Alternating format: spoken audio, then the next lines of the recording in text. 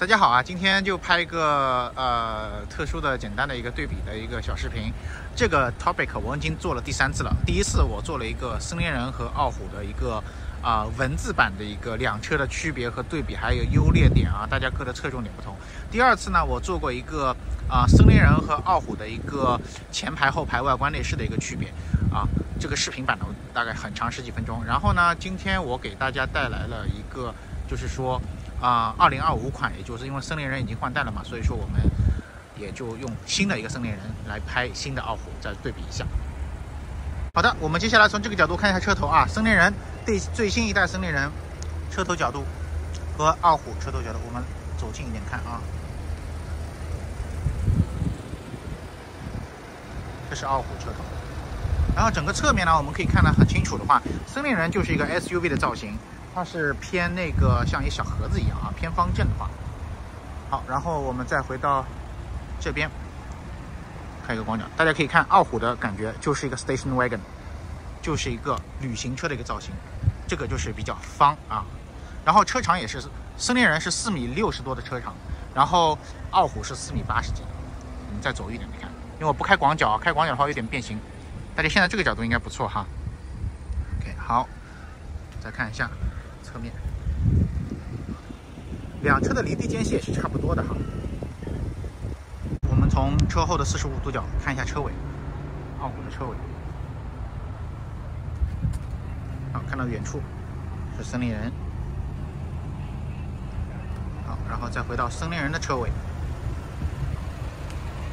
再从一个侧后的45度。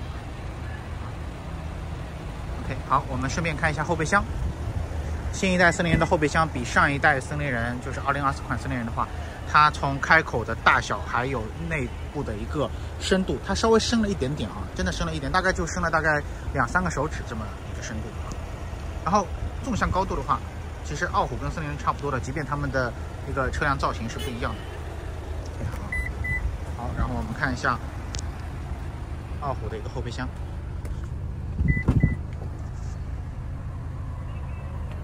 大家可以肉眼明显的就感觉到傲虎的后备箱要比森林人的后备箱要深很多很多，然后开口的话其实没有那么的方正，没有看上去那么方正，其实它们的开口纵向的这个纵向的高度其实是差不多的了。好，我们再从这个角度再看一下两车的侧视45度的感觉，这个角度不错哈。好，门板和后排的设计，这是门板。这是森林人的后排，头部空间非常好啊，因为毕竟它的一个车壳子呢是比较方正的，坐垫也比较厚。好，我们现在去看一下傲虎的后排，座椅的话，我觉得应该设定的话应该是差不多，有可能傲虎的它的一个靠背角度啊，或者说前窗户啊，微微的软一点点啊，这是傲虎的门板。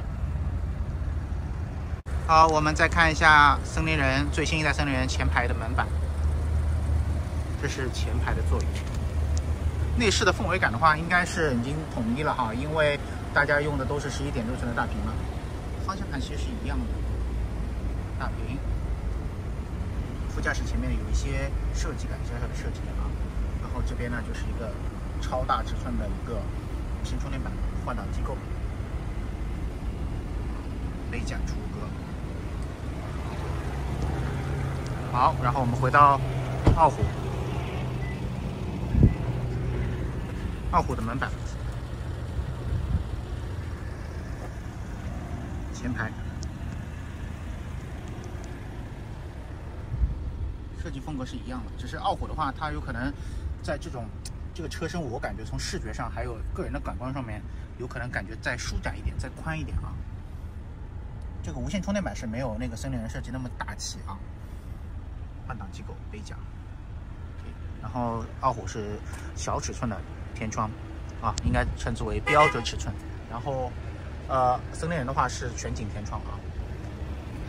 OK， 关于行李架，傲虎的话是自带的一个，除了 Wilderness 版本自带的就是有一个 crossbar， 所以说你不用的时候可以收起来，也就是说这根东西可以甩过去哈。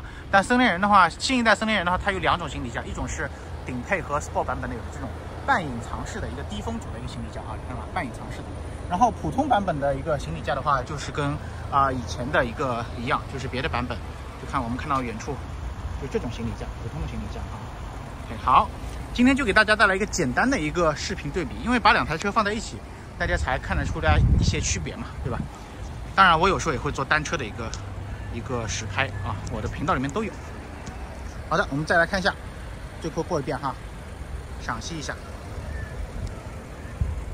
好，车侧，好，车头，好，45度，好，车侧。两台车都很漂亮啊，都很漂亮，尤其是我比较喜欢旅行车的一个外观啊。当然，合资车，作为一个 A 级 SUV 多功能车的话，那这个样子也是可以面面俱到的啊。但是鳌拜的话是更长，有更大的行李箱空间，尤其在于纵深方面哈。好的，然后最后再过一遍车尾，好，再看一下森林人的车尾。好，今天就这样，谢谢大家。今天给大家拍了一个这个视频，然后希望能够帮助到大家，结合我之前的2篇，一篇是详细的视频对比，还有一篇是文字版的对比。这样子的话，可以帮助到大家选购一个解决一个千年难题，傲虎还是森林人？毕竟他们2台车现在差的价格不是很高，价格非常的咬得非常紧啊，价格区间。好的，谢谢大家，有现车联系我，点赞、关注不迷路。还有收藏，谢谢。